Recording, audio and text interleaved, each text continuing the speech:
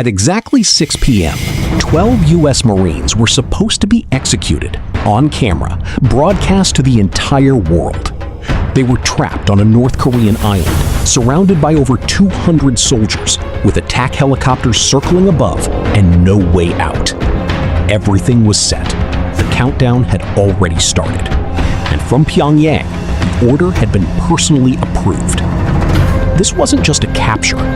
It was meant to be a message. But what no one expected was that within the next 3 hours, the entire situation would flip in a way that left North Korea completely humiliated. Because those 12 Marines weren't just trapped, and the rescue mission that followed wasn't just a rescue. It turned into something far bigger and far more destructive than anyone had planned. And it all started with a mission that was never supposed to be discovered. What made this mission so dangerous wasn't just where it happened. It was the fact that it wasn't even supposed to exist.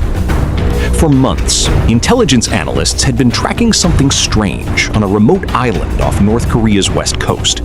Satellite images showed unusual activity, vehicles moving in patterns that didn't match any known military base, heat signatures coming from deep underground, and traces of radiation that raised serious questions. But there was a problem. None of it was solid enough. Not for the world, not for allies, and definitely not for action. Because in a situation like this, guessing wrong doesn't just mean embarrassment. It can start a war. So the Pentagon needed proof. Real proof. The kind that couldn't be denied, debated, or dismissed. And that meant sending someone in. Not at night, not hidden under darkness, but in broad daylight, hiding in plain sight. A small force recon team was chosen for the job. 12 Marines trained for missions exactly like this. No backup on the ground, no second chances. Just a tight window to get in, confirm the target, and disappear before anyone even realized they were there. The plan sounded simple. Land on the island disguised as fishermen. Move inland quietly. Locate the suspected site, gather evidence, and be gone within hours. No firefight, no confrontation, no trace. In and out. But missions like this only work when everything goes perfectly. And for a while, it actually did. At first, everything went exactly as planned. The boats touched the shore without drawing attention. No patrols, no alarms. Just the sound of waves hitting the sand and a quiet island that looked completely abandoned. The Marines stepped onto the beach like ordinary fishermen, calm, controlled, invisible. From a distance, nothing seemed out of place. But the moment they moved inland, the atmosphere changed. The deeper they went, the more the island stopped feeling empty. There were signs, subtle but impossible to ignore. Fresh tire tracks pressed into the dirt, newly disturbed earth, small surveillance devices hidden between rocks.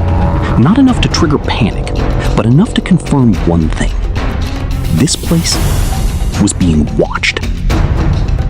Still, they kept moving. Careful, silent, precise. Minutes stretched longer than they should have, until finally, they found it. Hidden within the island's central terrain was something no satellite image had fully captured. Massive reinforced steel doors, partially concealed in the rock. Ventilation shafts rising from the ground. Cables feeding power deep underground. And armed guard posts positioned with clear lines of sight. This wasn't just a facility. It was protected. And it was active. The team didn't hesitate. Photos were taken from every angle. Evidence collected fast. Soil samples secured. And then came the moment that confirmed everything. Radiation readings. Not low, not questionable. High enough to remove all doubt. It happened in seconds. One moment, they were preparing to leave. The next, the entire island lit up. A camera caught something it wasn't supposed to. Not a face, not a weapon, just a detail that didn't belong. And that was enough. Sirens exploded across the island. Loud, sharp, impossible to ignore. The silence was gone. In its place, movement. Fast, organized, everywhere. Within minutes, soldiers began flooding the area. Vehicles tore across dirt paths. Patrol boats shifted position along the coast. And above them, helicopters started circling, scanning every inch of the island. There was no confusion. They knew. The Marines didn't wait. No discussion, no hesitation. They moved. Fast and direct, heading for their extraction point. But it was already too late. Routes were cut off, sightlines exposed. Every open path suddenly became a trap. And the worst part? There was nowhere to hide. This wasn't a night operation anymore. It was broad daylight. Every movement visible, every position exposed. The mission had flipped completely. This wasn't infiltration anymore. It was survival. Outnumbered, surrounded, and stuck on an island that was closing in from every direction. The team made a split-second decision. Abandon extraction and move to higher ground. A last defensive position. Because at this point, escape wasn't the priority anymore. Staying alive was. The moment they reached the cliffs, everything slowed down. Not because the danger was gone, but because it had just changed. From below, soldiers began spreading out in a wide arc, tightening the circle instead of rushing in. No reckless charge, no immediate attack. Just control. Careful, deliberate. Like they were managing a situation, not ending it. Then the loudspeakers came on. Clear, calm, almost confident. A voice echoed across the rocks, speaking in perfect English. You are surrounded. There is no escape. Your ships cannot reach you. Your aircraft cannot land. Surrender now, and you will live. It wasn't a threat. It was an offer. And that's what made it worse. Because in that moment, the Marines understood something critical. This wasn't about killing them. Not yet. They were being preserved, kept alive, for something else. Minutes later, confirmation came through intercepted chatter. The order hadn't come from the field. It came from the top. The plan was simple and brutal. Wait until sunset, 6 p.m. Then execute all 12 Marines on camera. Broadcast it worldwide. Turn it into a message, a warning, a statement. And suddenly, this wasn't just a tactical situation anymore. It was a clock. Every second now mattered. Not just for survival, but for time. Because the Marines weren't just fighting an enemy anymore. They were fighting a deadline. And with every minute that passed, the window to save them was closing. But what North Korea didn't realize was that their biggest advantage, time, was about to become their biggest mistake. The first shots didn't come all at once. They started slow, testing. A few rounds fired from a distance, probing, measuring the response. The Marines didn't waste ammo. Every movement was controlled, every shot deliberate. They weren't trying to win a firefight. They were trying to hold a line. From their position on the cliffs, they had a narrow advantage: elevation, visibility, and just enough cover to force the enemy into predictable paths. But that advantage came with a cost. There was nowhere to fall back. No second position. No escape route. Behind them, a 100-foot drop into open water. In front of them, 200 soldiers closing in. Then, the real assault began. Waves of North Korean forces pushed forward, not recklessly, but with intent. Smoke grenades rolled across the ground. Tear gas followed. Flashbangs cracked through the air, trying to disorient, to overwhelm, to force movement. They still wanted them alive. And that made the situation even more dangerous. Because instead of eliminating the threat, they were closing the distance, meter by meter. The Marines adjusted instantly.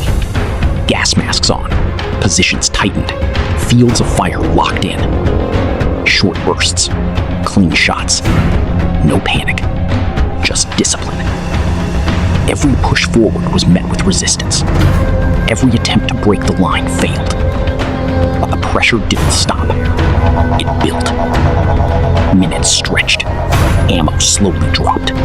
Muscles tightened. Focus sharpened. This wasn't a fight they could win. It was a fight they had to survive. And somewhere in the middle of it, through the noise, the smoke, and the constant movement, a transmission finally came through. Short, direct, exactly what they needed. Rescue was coming, but not fast enough to relax. Out at sea, the response had already begun. The moment the distress call came through, everything changed. This wasn't a routine extraction anymore. This was now a full-scale combat rescue. And it wasn't being delayed. It was being unleashed. On board the USS America, orders moved fast. No hesitation, no debate. The situation was clear. 12 Marines surrounded.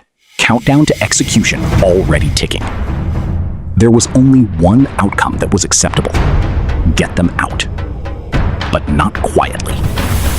Within minutes, the entire strike package started coming together. Aircraft fueled, weapons loaded, coordinates locked. And then, launch. The first to move were the fastest. Fighter jets cutting through the sky, closing the distance in minutes. No attempt to stay hidden, no effort to stay invisible. This was meant to be seen. And then, it hit. Without warning, explosions ripped through North Korean positions around the island. Vehicles disappeared in fire. Defensive lines shattered before they even understood what was happening. Precision strikes. Clean, fast, devastating. From the cliffs, the Marines saw it instantly. The pressure shifted. The enemy lines that had been tightening for over an hour suddenly broke. But that was just the beginning. Seconds later, the sound changed. From sharp explosions to something heavier. Rotors. Multiple. Getting louder. Attack helicopters swept in low over the water, locking onto targets with perfect visibility. Rockets streaked across the battlefield. Positions that had been advancing just moments ago were now collapsing. And still, it didn't stop. Because this wasn't just air support. This was a full entry. From the opposite side of the island, something unexpected happened. Aircraft didn't land near the trapped Marines. They landed behind the enemy. Dozens, then hundreds of reinforcements pouring onto the ground. Fast, aggressive, coordinated. And just like that, the situation reversed. The Marines on the cliffs were no longer surrounded. Now, the enemy was. Caught between two forces. One holding the line, the other pushing forward with overwhelming power. What was supposed to be an execution had just turned into a battlefield. But the mission still wasn't over. Because this rescue was about to become something far more destructive. The moment the reinforcements linked up, everything changed again. This wasn't an extraction anymore. It was a takeover. The 12 Marines who had been holding that cliff for hours didn't fall back. They pushed forward. Because now, they weren't outnumbered. Now, they had momentum. Fresh forces surged across the island, cutting through what was left of the resistance.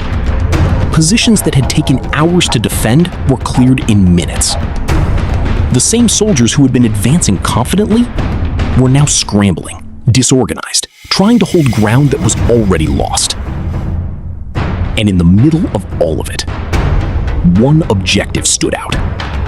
The the facility. The reason this entire mission existed in the first place. It was still there, still intact, still hidden beneath layers of steel and rock. But not for long. The order came through, clear and final. Destroy it. No delays, no second pass, no chance for recovery. The Marines moved fast. Charges placed at key structural points, entryways rigged, ventilation shafts targeted. Every weak point identified and prepared within minutes.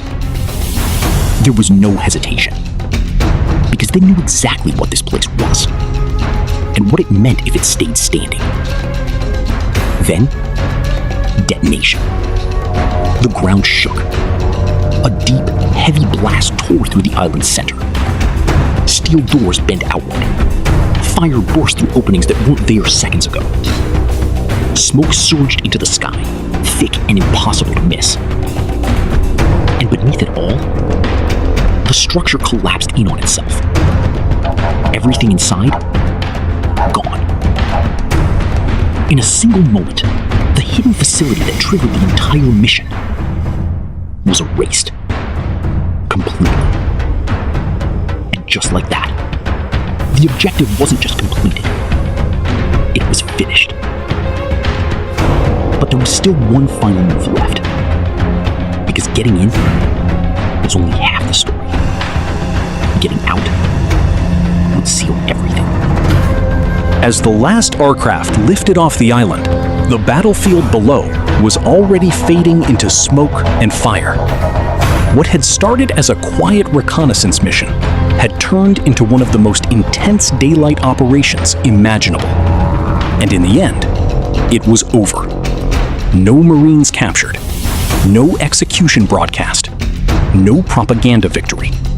Just silence, where an entire military plan was supposed to unfold. The 12 Marines who were meant to be an example became the reason the entire operation collapsed. And the reinforcements that arrived to save them didn't just extract them, they erased the target completely. But the real impact wasn't just on the battlefield, it was in what came after. Because intelligence like this doesn't disappear when the smoke clears. It spreads. It confirms. It changes calculations at the highest level. One hidden facility exposed.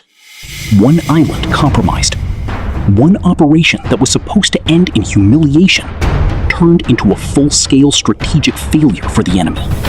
And it all came down to a few hours of precision, discipline, and timing under impossible pressure. But the deeper question remains. If a mission like this could happen in broad daylight, with satellites watching, forces responding, and the world completely unaware until it was over, then what else is already out there, waiting to be found? Because in modern warfare, the most dangerous battles aren't always the ones people see.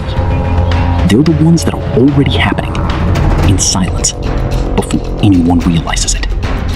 And sometimes, it only takes 12 Marines to change everything.